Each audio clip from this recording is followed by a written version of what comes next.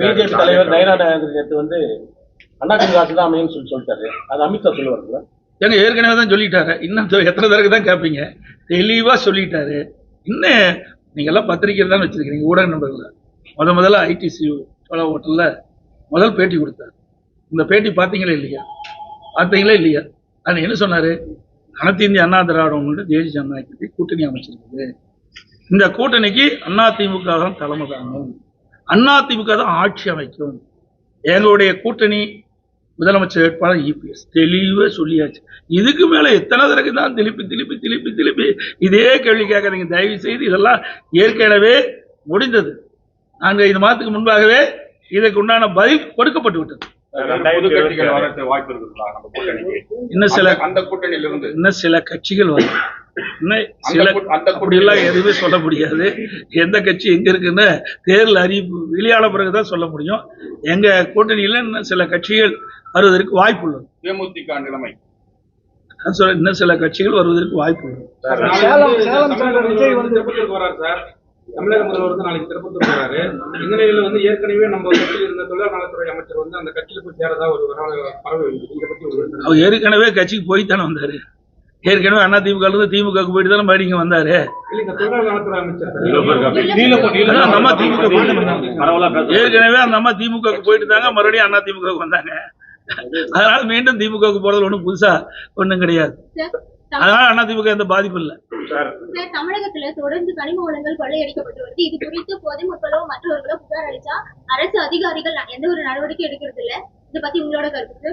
நாங்க தெளிவா சொல்லிட்டோமே. நேற்றைய தினம் உங்களுக்கு பார்த்துருப்பீங்க. 2 நாளைக்கு முந்தி எங்களுடைய கரூர் மாவட்ட செயலாளர் திரு விஜயபாஸ்கர் அவர்கள் நேரடியா அந்த கனிம வள கொள்ளை நடக்கின்ற இடத்துக்கே போய் அங்க இருக்க கிட்டாச்சி மேலே ஏறி போட்டோ எடுத்து அங்க இருக்கின்ற காவல்துறை அதிகாரிகளை வரவழைச்சு 5 ரீச்சில் நடக்குது. ஒரு நாளைக்கு ஒரு ரீச்சில் 600 லோடு மணல் போகும். 3000 லோடு மணல் தொடர்ந்து போயிட்டு இருக்குது. எந்த அதிகாரிகளும் கண்டுகொள்ளவில்லை. மாவட்ட ஆட்சி ஆகட்டும், அல்லது காவல்துறை கண்காணிப்பாளராகட்டும், அந்த பகுதியில் இருக்கின்ற வருவாய்த்துறை அதிகாரிகள், காவல்துறையில் கண்டுபிடிக்க பார்க்கறதே கிடையாது. அவர்கள் எல்லாம் அவர்களுக்கு பாதுகாப்பா இருக்கிறாங்க.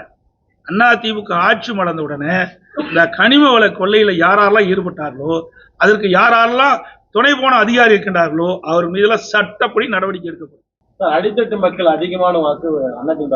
எப்பவுமே அதிமுக வாக்குகள், அந்த அடித்தட்டு மக்கள், தலித் மக்கள், இஸ்லாமியர் வாக்குகள் பிஜேபி இது வருமா உங்களுக்கு? எங்களை பொறுத்த வரைக்கும் அதிமுகவை பொறுத்த வரைக்கும் ஜாதிக்கும் மதத்துக்கும் அப்பாற்பட்ட கட்சி.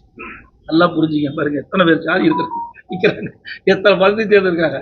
அதிமுகவை பொறுத்த வரைக்கும் ஜாதிக்கும் மதத்திற்கும் அப்பாற்பட்ட கட்சி. எங்களுக்கு 2 ஜாதி, ஆண் ஜாதி பெண் ஜாதி, 2 ஜாதி தான் எங்க கட்சிக்கு இருக்குது. அதனால இந்த ஜாதி பத்தியோ மதத்தை பத்தியோ நாங்கள் எப்பொழுதும் முன்னிலைப்படுத்துவதே கிடையாது. மக்களுக்கு என்ன தேவை, அதை எப்படி செய்யணும், அதுதான் எங்களுடைய தலையாய்க்கணுமோ, அதுதான் எங்களுடைய தலைவர்கள் எங்களுக்கு பயிற்சி கொடுத்த வழி. இன்னைக்கு என்ன தேர்தல் அறிவிப்பு? ஏற்கனவே 10 அறிவிப்பு கொடுத்துட்டுங்க. ஏற்கனவே பல அறிவிப்புகள் கொடுக்கப்பட்டு விட்டது. புரியுதுங்களா? அப்பப்போ வரும் அறிவிப்பு.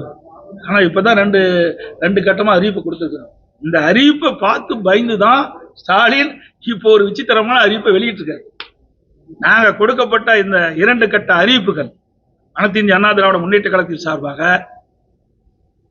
நடைபெறுகின்ற சட்டமன்ற பொதுத் தேர்தலில் அதிமுக வெற்றி பெற்று வந்தா என்னென்ன அறிவிப்புகள் நிறைவேற்றும் என்று நாங்க அறிவிச்சோம். அதை அறிவிப்பை பார்த்து பயந்து இப்பொழுதுதான் ஒரு விசித்திரமா ஒரு அறிவிப்பை வெளியிட்டிருக்காரு.